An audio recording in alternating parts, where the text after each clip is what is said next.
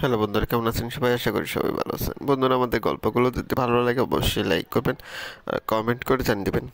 আর এই চ্যানেলে যদি নতুন হয়ে থাকেন অবশ্যই সাবস্ক্রাইব করে পাশে থেকে বেল আইকনটি প্রেস করে রাখুন, যাতে নতুন নতুন ভিডিও আপলোড করার সাথে সাথে আপনার নোটিফিকেশনে চলে যায়। আর অলরেডি যারা সাবস্ক্রাইব করে রেখেছেন তাদেরকে অসংখ্য ধন্যবাদ। তাহলে চলুন গল্পে চলে যাই। গল্পের নাম স্বপ্ন ছোঁয়া পর্ব 2। লেখিকা মুশফিকা রহমান মৈথি। বেশ লম্বা, শ্যামবর্ণের সুঠামদেহী সুদর্শন পুরুষটি তার স্বামীর ব্যাপারটি ভাবতেই অন্দিলার মনে একটা শিহরণ জেগে উঠল।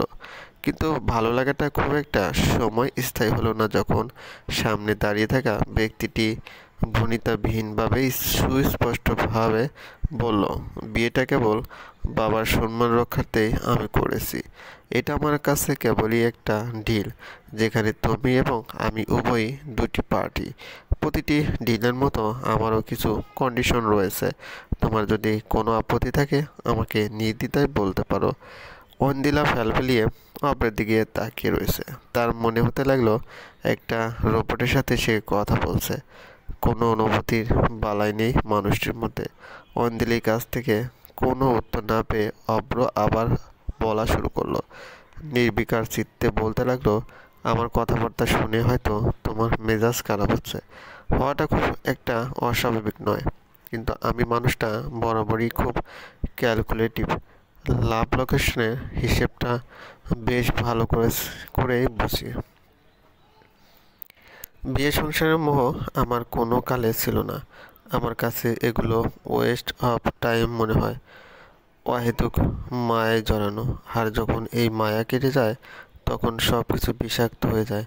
আমি চাই না আমাদের মাঝে এমন কোনো সম্পর্ক তৈরি হোক। বিয়েটা যেহেতু হয়েই গেছে, সুতরাং এখন পিছিয়ে যাবার কোনো উপায় নেই। আমার মতে বিয়েটাকে একটা ঝামেলা না মনে করে একটা কন্ট্রাক্টের মতো ট্রিট করা উচিত, যেখানে তুমি একটা পার্টি আর আমি একটা পার্টি। আমাদের মাঝে কিছু রুলস থাকবে যা আমরা মেনে চলবো। অন্দিলা তির্যক দৃষ্টিতে অভ্রকে দেখছে। তার মেজাজ অত্যাধিক খারাপ হচ্ছে। মন চাচ্ছে অভ্রকে ঠাটিয়ে একটা চর মারলে হয়তো রাগটা পড়ে যেত। কিন্তু এতে অভ্রের কোনো ভ্রুক্ষেপ হলো না। সে বেশ নির্লিপ্তভাবে বিছানায় বসলো। পকেটের থেকে একটা পেপার বের করে ঐন্দ্রিলার দিকে ইশারা করলো। ঐন্দ্রিলা একটু এগিয়ে কাগজটা হাতে নেয়। কাগজে 1, 2, 3 করে মোট 6খানা পয়েন্ট লেখা। অভ্র গলা খাঁকড়ি দিয়ে বলল, আমরা স্বামী স্ত্রী হলেও কখনোই নিজেদের স্পেসের ভিতর ঢুকবো না। তোমার একটা আলাদা লাইফ, আমার একটা আলাদা লাইফ। আমি তোমার কাছে কখনোই কোনো কিছুর জবাবদিহিতা করব না। তোমার যখন যা দরকার আমি সব প্রয়োজনীয়তা পূরণ করব। তবে টিপিক্যাল বউদের মতো লুতুপুতু ভালোবাসা আমার থেকে তুমি অ্যাকসেপ্ট করবে না, কারণ আমার কাছে সেগুলো অহেতুক ন্যাকামি বলে মনে হয়। এই বিয়েতে সবচেয়ে ইম্পর্ট্যান্ট শর্ত, আমি চাই না আমাদের কোনো বাচ্চা হোক, কারণ আমার একমাত্র সন্তান দিশানকে কেউ অবহেলা করুক আমার সহ্য হয় না। আমি তোমাকে বলবো না ওর মা হতে, কারণ তুমি সেটা পারবে না এবং এটা অন্যায় হবে। তবে আমার ছেলেকে কখনো অবহেলা করবে না। তার সাথে কোনো রকম মিসবিহেভ আমি মেনে নেব না। একটা বাচ্চার যেমন ছেলেবেলা পাওয়া উচিত, আমি চাই দিশানও তাই পাক। আর আর একটি কথা, তোমার যদি আমার সাথে না থাকতে ইচ্ছে করে তবে আমাকে সরাসরি বলতে পারবে। আফটার অল আমার মতো একটা মানুষের সাথে থাকাটা কোনো মেয়েরই কাম্য নয়। একটা সম্পর্ককে জোর করে টানার কোনো মানে নেই। সো ডন্ট ওয়ারি, পেপারসে সাইন করে দিও। আর তোমার কোনো কিছু বলার থাকলেও তুমি নির্দ্বিধায় বলতে পারো। অভ্র ওয়েন্দির দিকে তাকিয়ে আছে। সে অপেক্ষা করছে কখন ওয়েন্দি কিছু বলবে। এদিকে অন্দিলা কাগজটা উলটপালটে দেখছে। একটা সম্পর্ক শুধু কাগজের কয়েকটা লাইনের মাঝে সীমাবদ্ধ ভাবতেই হাসি পাচ্ছে অন্দিলার। হয়তো এটাই তার ভাগ্যের নির্মম প্রহার। শকট সাহেব চিন্তিত চিত্তে বারান্দায় দাঁড়িয়ে আছেন। তার আজ ঘুম আছে না। ঘুমাতে গেলেই হাজারো চিন্তা তাকে ঘিরে ধরছে। হঠাৎ পিঠে কারোর স্পর্শ পেতে ঘুরে তাকান তিনি। শারমিন বেগম উদ্বিগ্ন কণ্ঠে বলেন, ঘুমাবেন না? ঘুমাচ্ছে না, চিন্তা হচ্ছে। সব তো মিটেই গেছে, এখন আবার কিসের চিন্তা? আকাশের জন্য বন্ধুর কাছে এমনি ছোট হয়ে গিয়েছি। না জানি অব্র কি করে। চিন্তা যে আমার হচ্ছে না তা নয়, কিন্তু যা হয়েছে ভালোর জন্য হয়েছে। একটা বাচ্চা মা ছাড়া আর কতদিন থাকবে বলুন তো? কিন্তু শারমিন দিশানের সত্যিটা জানলে ও কেন কোনো মেয়েই মেনে নিতে পারবে না? আমরা কি মেয়েটার সাথে অন্যায় করে ফেললাম? তার জীবনটা সাজাতে গিয়ে আরও যেন এলোমেলো করে দিয়েছি। শওকত সাহেবের উদ্বিগ্নতার কারণ বেশ ভালোভাবেই বুঝতে পারছেন শারমিন বেগম, কিন্তু এখন সব কিছু সময়ের কাছে ছেড়ে দেওয়া ব্যতীত উপায় নেই। একবার তীর ছুড়ে দিলে তো আর ফেরত আনা সম্ভব নয়। ঠিক তেমনই একবার ভুল হয়ে গেলে তো তা শুধরানো সত্যি অসম্ভব। তবুও শারমিন বেগম আশাবাদী, তার আশা ঐন্দ্রিলা ঠিক তার অনুভূতি শূন্য ছেলেটার জীবনের অনুভূতি জাগাতে পারবে। অব্র ফ্রেশ হয়ে এসেছে, কোট প্যান্ট ছেড়ে পেস্ট টি শার্ট এবং ট্রাউজার পরেছিল। মুছতে মুছতে ওয়াশরুম থেকে বেরিয়েছে। চুল মোছার মাঝে এক পলক ঐন্দ্রিলার দিকে নজর দেয় সে। মেয়েটা এখনও কাগজটা হাতে নিয়ে বিছানায় বসে রয়েছে। অব্রে খানিকটা বিরক্ত বোধ হলো। অহেতুক সময় নষ্ট তার মোটেই পছন্দ নয়। গলা খাঁকড়ি দিয়ে হিনহিনে কণ্ঠে বলল, সাইন করো। কি হয়েছে? এত সময় নষ্ট করার কি আছে তা বুঝলাম না।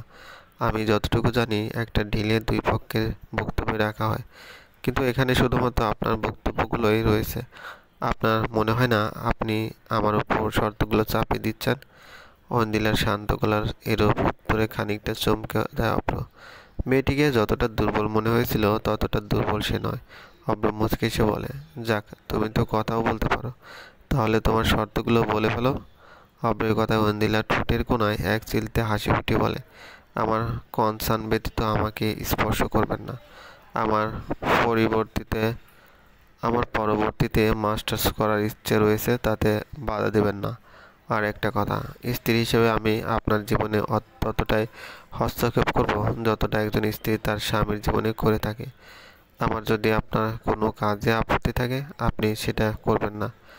তোমাকে আমি বুঝতে বলেছি, তুমি তো দেখি মাথায় উঠে নাচছো। কিছুই করার নেই, ডিল ইজ এ ডিল। আমি তো আপনার ন্যায় ক্যালকুলেটিভ নই। আমার জীবনটা লাভ লোকেশনে হিসেব করে কাটে না। সুতরাং আমার শর্ত আপনাকে মানতে হবে, আর আমি কখনো আপনাকে ডিভোর্স দেবো না। সুতরাং এই ডিলটা আমি তো আপনাকে বয়ে নিয়ে যেতে হবে। অব্র দাঁতে দাঁত পিষছে। তার সামনে একটা নারী দাঁড়িয়ে আছে যে কিনা তার স্ত্রী। আজ অবধি কম নারীর সাথে সে সম্পর্কে জড়ায়নি, কিন্তু সম্পর্কগুলো শুধু সময়ের চাহিদা মাত্র। কারোর প্রতি কোনো অনুভূতি তার জন্মায়নি, কারণ অতীতের কালো অধ্যায়টি তার জীবনটিকে অনুভূতি শূন্য করে দিয়েছে। অব্র কখনো চিন্তা করেনি যে অব্র চৌধুরীর শর্তে মানুষ চলে, তাকেই কিনা শর্তের জালে আটকে দিয়েছে এই নারী। অব্রের রাগ হচ্ছে, কিন্তু কোথাও না কোথাও কৌতূহল হচ্ছে। কৌতূহলটি কেবলই এই নারীটিকে ঘিরে। ছাদের এক কোণায় দাঁড়িয়ে রয়েছে নীলাদ্রি, হাতে জ্বলন্ত সিগারেট। নিকোটিনের ধোঁয়ায় নিজের রাগগুলো ওড়াতে ব্যস্ত সে। রাত কয়টা বাজে তার ঠিক নেই। সে জানতেও চায় না। বিয়ের অনুষ্ঠান শেষ হবার পর থেকেই ছাদে এসে দাঁড়িয়েছে। এখনও খাওয়া হয়নি তার। বাবার উপর অত্যাধিক মেজাজ খারাপ। একটা ছেলের সম্পর্কে সব কিছু জেনে শুনে তার সাথে কিভাবে ঐন্দ্রির বিয়ে দিতে রাজি হলেন তিনি? অব্র নামক ছেলেটির চরিত্রে কোনো ঠিক নেই। বিয়ে করে নিয়ে অথচ একটি বাচ্চা অবধি আছে, অথচ সেই ছেলেটি কিনা তার বোনের স্বামী। ভাবতে রাগ যেন দ্বিগুণ হয়ে যাচ্ছে নীলাদ্রির। সব জানা সত্ত্বেও নীলাদ্রি কিছু করতে পারছে না। নিজের চোখের সামনে তার বোনকে এমন একজন পুরুষের সাথে সংসার করতে দেখতে হবে, কথাটা ভাবতেই রেলিংয়ে জোরে আঘাত করে নীলাদ্রি। যা হবার তা তো হয়ে গেছে। এখন এই নির্জীব রেলিংটার উপর রাগ দেখিয়ে আর নিজের পুষটাকে পুড়িয়ে কি লাভ? কণ্ঠটে কানে আসতে চমকে ওঠে নীলাদ্রি। তড়িৎ গতিতে পিছনে ফিরতে দেখলো চলবে।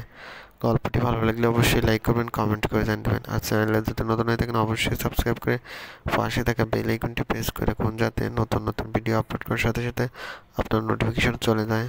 আর অলরেডি যারা সাবস্ক্রাইব করে রেখেছেন তাদেরকে অসংখ্য ধন্যবাদ। ভালো থাকবেন।